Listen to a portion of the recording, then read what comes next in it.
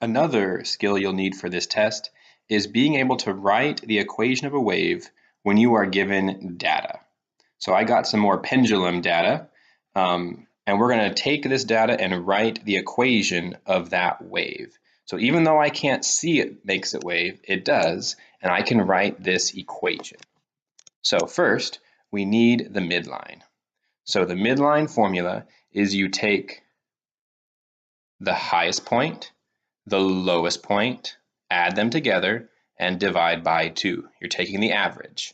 So I came over here and I found the biggest numbers. Now remember, with negatives, smaller negatives are bigger than bigger negatives. All right, the negative 19 is lower than the negative 7. So the negative 7 is actually my highest, and then it goes down, down, down to the negative 19, but then it starts going back up, negative 16. So negative 19 is the lowest. Then you can see negative 7. It's not exactly the same as the other highest, but it's pretty close. Real numbers are never perfect. And then back to the lowest, and you can see that we are going up and down and up and down. So first thing is the midline. I took the lowest plus the highest and divided it by 2, and that gave me my midline of negative 13.3. And again, you should always spot check. Is that negative 13 between negative 7 and negative 19? It sounds pretty reasonable. That should always sound reasonable. Now my amplitude, you got two options. You can take the highest minus the middle, or you could take the middle minus the lowest. Either way you want. You just got to be careful with the negatives here, because my highest is a negative 7.1 minus, it's always going to be subtract, the middle. And in this case, my middle also happens to be a negative, so it does have to be a negative 13.3. Those two negatives do make a positive. You do negative 7.1 plus 13.3, and it gives you an amplitude of 6.2. All right, so we got our midline and our amplitude.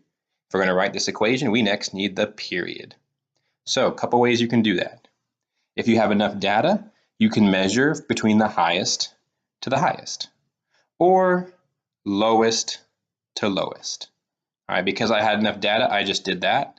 So the distance from 0.6 to 1.8, you subtract those, and you get 1.2.